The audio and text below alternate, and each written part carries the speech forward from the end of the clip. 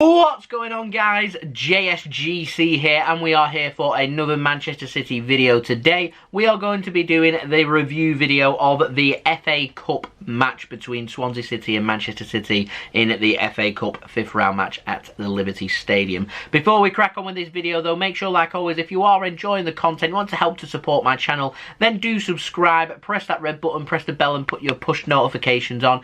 Aiming for 16,000 subscribers. We're less than 600 subscribers away, so any help towards that would be much appreciated by me. Don't forget also social media links, they're in the description below and sliding across at the bottom of the screen if you want to go and follow me on my Twitter and Instagram. Email also in the description below too if you want to hit me up for any sponsorships for any videos or any general business inquiries. Leave a thumbs up if you do enjoy this video and let me know your thoughts in the comments below. Without further ado though, let's crack on with this review video. Manchester City going through to the quarter-finals against Swansea City. A really good win this for Manchester City, I thought.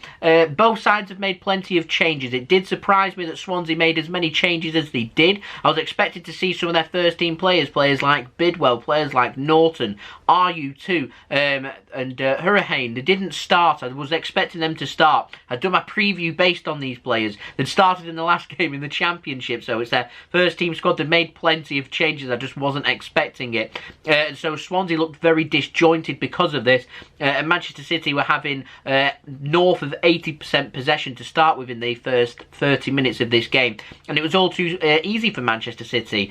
In the end, it was Kyle Walker that gave Manchester City the lead, but Gabriel, who looked like he picked up a little injury on his ankle to start with, had a couple of really good opportunities, one with a shot inside the first 2 minutes and then a glancing header as well. I think it was from a set piece too. So a couple of good opportunities that City weren't very clinical with up until Kyle Walker put the ball into the back of the net. And it was a really unusual goal. Kyle Walker getting it onto his right foot in the 30th minute, whipping a cross in low. Ferran Torres probably should have got onto the end of it. Thankfully he didn't, because it might have missed. It ended up missing him. Gabriel was ready to mop up. He couldn't quite get there. It's fooled the goalkeeper, and the keeper will be very disappointed to have conceded, and it ends up going into the back of the net. A very scrappy, ugly goal. Not the cleanest of goals that we'll score, but you're going 1-0 ahead after we've battered Swansea for 30 minutes, so I'll take that. And we ended up going into half-time 1-0 ahead. Swansea were playing a little bit better once they went behind. I'm not too sure what the game plan was and whether it was to sit back and sit deep and defend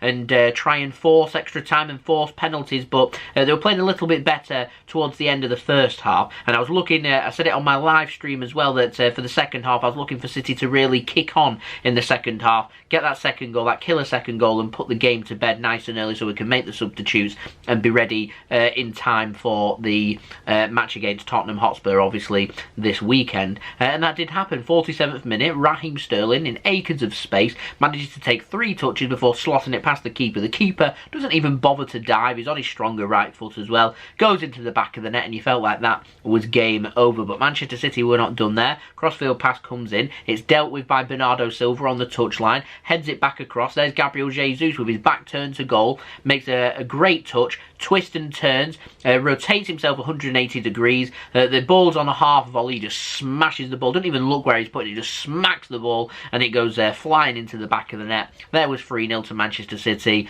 The game set and match really there, and was heading through to the quarter-finals of the FA Cup. Now Swansea, they brought some first team players on once they were 3-0 down.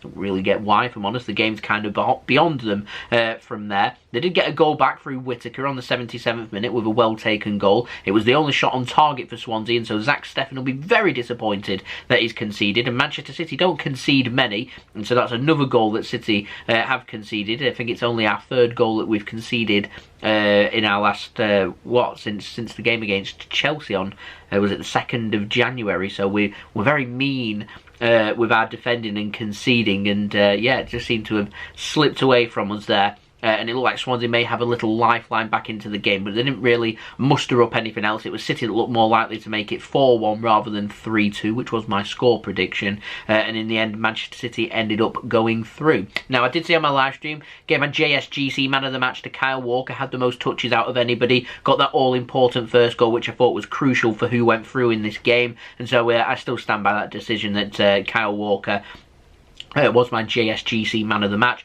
I thought Benjamin Mendy didn't have too bad a game. A couple of wayward crosses to start with, but once he'd realised that actually low-drilled crosses were working really well, he went to that instead. And yeah, it seemed to have worked from there. And I didn't think he had too bad of a game for Manchester City. I didn't think Eric Garcia had too bad of a game for City either. I thought Rodri and Gundogan on the double pivot looked very good for City once more. Bernardo Silva didn't have too bad of a game. Raheem Sterling second half was a lot better, I thought. Gabriel Jesus second half was a lot better for Manchester City, I thought. And Ferran Torres was Ferran Torres pretty much there, which was hit sometimes, miss sometimes. We'll put that down to his age and inexperienced, but hopefully over the next season or two he will get better with the more experience and more games and more time that he gets under his belt. So a couple of last things I want to speak about. Firstly, didn't really understand why Phil Foden came on for City.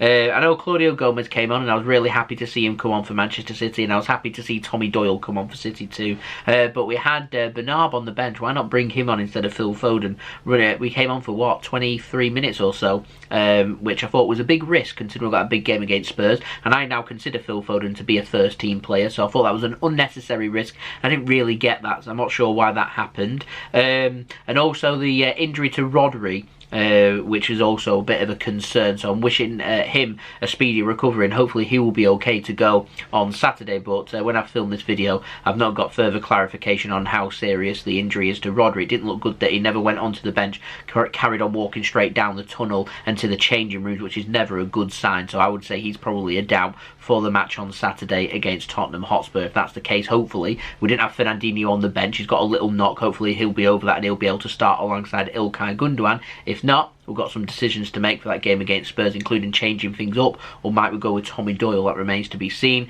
But what I'm saying is, sooner rather than later, it would be nice to have Kevin De Bruyne back, because we do look a bit depleted when it comes to central midfielders, in my opinion. But job done for Manchester City. We go through. We've got the quarterfinals to look forward to. We've got the draw coming up. I think that is tonight. There's going to be the draw for the quarterfinal. I'm not sure if it's going to be a quarterfinal and semi-final draw or not. That remains to be seen. So do let me know in the comments below who you'd like Manchester City to play in the quarter-final. Let me know your thoughts in the comments below too, what you made of this performance. Yeah, do subscribe as well. Press that red button, press the bell and put your push notifications on. We're aiming for 16,000 subscribers, so any help towards that would be much appreciated by me. Don't forget also social media links, they're in the description below and sliding across at the bottom of the screen if you want to go and follow me on my Twitter and Instagram. Let me know your thoughts in the comments below. Leave a thumbs up if you do enjoy this video, and we'll be back again very soon for another Manchester City video. So I've been JSGC, we go through, it's job done,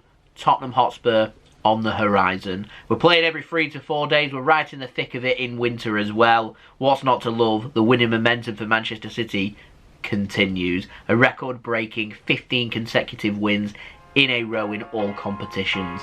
Sensational.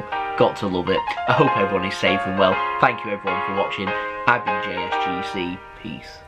Ciao for now.